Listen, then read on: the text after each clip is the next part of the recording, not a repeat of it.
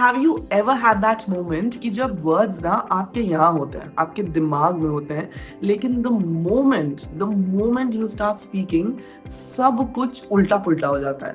Everything gets jumbled up. Sentences बनने कुछ और होते हैं पर बनना वो कुछ और जाते हैं, सारे वर्ड्स आगे पीछे हो जाता है। ऐसा होता है? सही बोल रही हूँ मैं? वेल आज के बाद ऐसा बिल्कुल नहीं होगा। Hi there, welcome back to Engvarta. मैं हूं Vani and today I will tell you कि कैसे आप वर्ड्स को कनेक्ट करके कंबाइन करके प्रॉपर सेंटेंसेस फ्रेम कर सकते हैं। तो क्या आपको सीखना है? रेडी हैं आप? तो चलिए शुरू करते हैं। सबसे पहले let's start with the basics. एक सेंटेंस में ना 3 मेन पार्ट्स होते हैं, सब्जेक्ट, वर्ब, ऑब्जेक्ट। ठीक है? सब्जेक्ट वो होता है जो कि एक्शन करता है, who or what is doing the action. Verb action ही होता है, the action itself. And lastly आता है ऑब्जेक्ट जो कि एक्शन रिसीव करता है, who or what is receiving the action. और आप एक सिंपल सा फॉर्मूला याद कर लीजिए जिसकी हेल्प से आप अपने सारे सेंटेंसेस बना सकते हैं। ठीक है? और वो फॉर्मूला है subject plus verb plus object. आपको स्क्रीन पर भी दिख रहा होगा साफ साफ। अब मैं आपको 3 वर्ड्स देती हूँ। अब आप एक सेंटेंस बनाइए और आपके वर्ड्स हैं द माउस, द कैट और चेस्ट। अब आप एक सेंटेंस बनाइए। आप फॉर्मूला का यूज कर सकते हैं। Fine, I will help you out. See, तो हमारा सबसे पहला क्या होता है? सब्जेक्ट जो कि है द कैट। फिर आता है वर्ब। अब वर्ब क्या है? चेस्ट, क्योंकि भैया एक्शन हो रहा है चेजिंग का। एंड देन लास्टली आता है ऑब्जेक्ट। ऑब्जेक्ट क्या है? The mouse. तो सेंटेंस क्या बना? What is the sentence? The cat chased the mouse.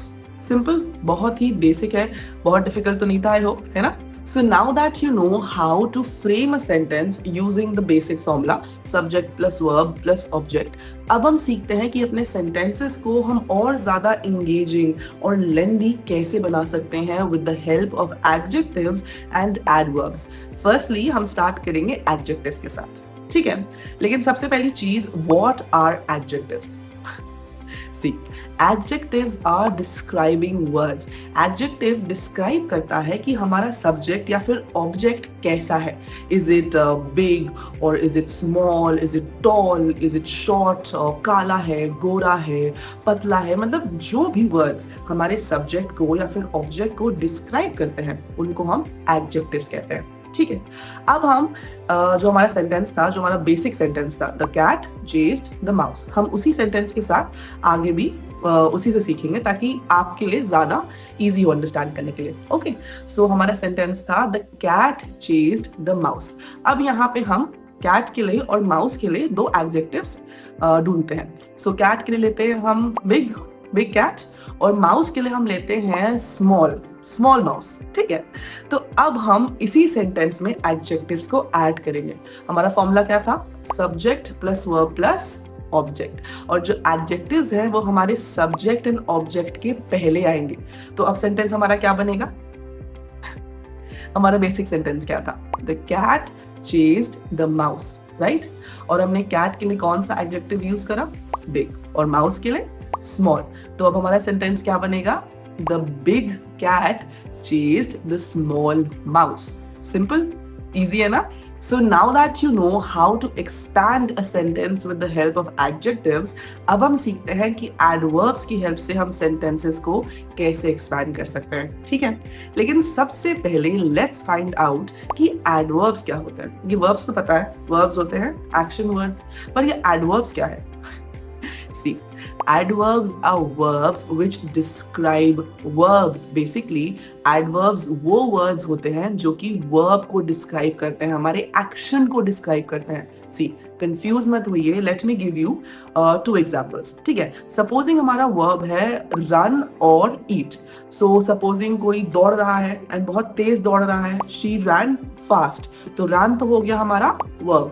हमारा adverb क्या हो गया? Fast. अब कोई खाना खा रहा है, कोई someone is eating and someone is eating slowly, धीरे धीरे खाना खा रहा है, तो eating तो हमारा हो गया verb, हमारा adverb क्या हो गया? Slowly, धीरे धीरे। समझ में आया? अब हम अपने सेम सेंटेंस को, हमारा लास्ट सेंटेंस क्या था? The big cat chased the small mouse. जो हमारा पहला सेंटेंस था We will not take that sentence. Now we will take this sentence. The big cat chased the small mouse, जो कि हमारे adjectives join करने के बाद बना है. हम इसी sentence में अब adverb भी add करेंगे. तो हमारा इस sentence में verb क्या है? Chased, right? तो अब हम chase तो verb है, तो इसमें हम एक adverb add करेंगे और हमारा adverb होगा let's take quickly. तो अब इस सेंटेंस में अपना एडवर्ब ऐड करेंगे. तो सेंटेंस क्या बन जाएगा? The big cat quickly chased the small mouse. समझ में आया? आसान है ना? एंड अगर किसी भी पॉइंट पे आपको कोई भी डाउट हो देन डेफिनेटली उसको कमेंट्स में जरूर से मेंशन करिएगा. I will make sure to take it up there. Okay, So now that you have learned how to frame a single sentence, कैसे आप एक single sentence frame कर सकते हैं, वो आपने सीख लिया है. और आपने ये भी सीख लिया है कि हम sentences को expand कैसे कर सकते हैं with the help of adjectives and adverbs, because these two are majorly used for expanding a sentence. Let's learn how to connect two sentences or ideas. कैसे आप दो sentences को या दो ideas को connect कर सकते हैं. Correct. Conjunctions are used to connect two sentences or two ideas. Conjunctions जैसे but, if, so, or, although, yet, since, बहुत सारे होते हैं. स्क्रीन में आपको एक चार्ट भी दिख रहा होगा. If you want, आप उसका एक स्क्रीनशॉट ले लीजिए for your head. ठीक है.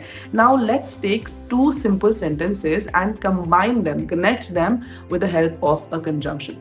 ठीक है. So let's take our first sentence, बहुत ही जो basic sentence था, the cat chased the mouse. और हम एक second sentence लेते हैं basic सा, the dog barked at the cat.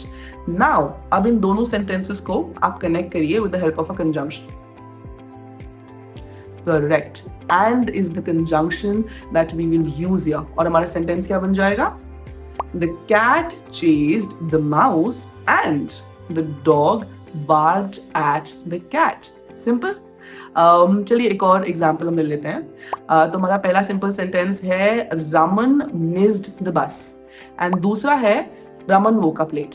अब आप एक कंजंक्शन यूज करिए. आप चार्ट को रेफर कर सकते हैं and connect these two sentences. And हर जगह एंड नहीं यूज होगा. Correct.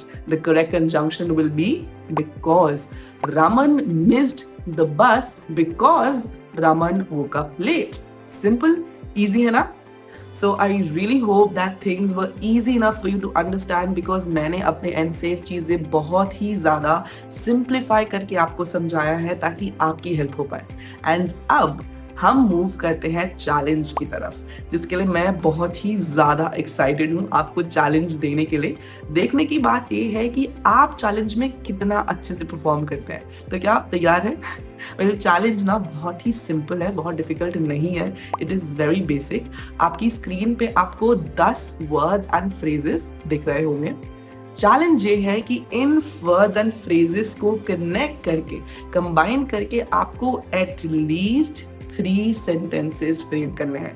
अगर आप चाहें तो आप और भी कर सकते हैं. अगर आप वो कर पाए तो बहुत ही ज़्यादा अच्छी बात है, लेकिन नहीं कर पा रहे हैं तो चैलेंज सिर्फ यह है कि 3 फ्रेम करने हैं. And once you frame the sentences, make sure कि उनको कमेंट्स में आप ज़रूर से लिख दें, बिकॉज मुझे I would really want to read all your sentences, because मुझे जानना है कि कितना अच्छे से आपको समझ में आया और कितने अच्छे से आपने सेंटेंसेस फ्रेम करें. ठीक है? Well, this brings us to the end of this video. I think कि आपको वीडियो अच्छा लगा होगा. If अच्छा लगा है then make sure कि इस वीडियो को आप thumbs up दें and share it with your friends. I will see you very soon in my next video. Till then, bye, take care and happy learning.